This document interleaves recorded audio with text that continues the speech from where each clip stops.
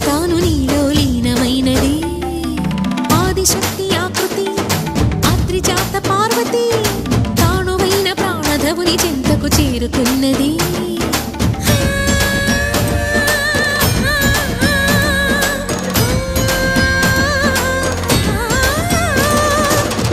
భువికి తరలించేలా ధరణి దివిని తలపించేలా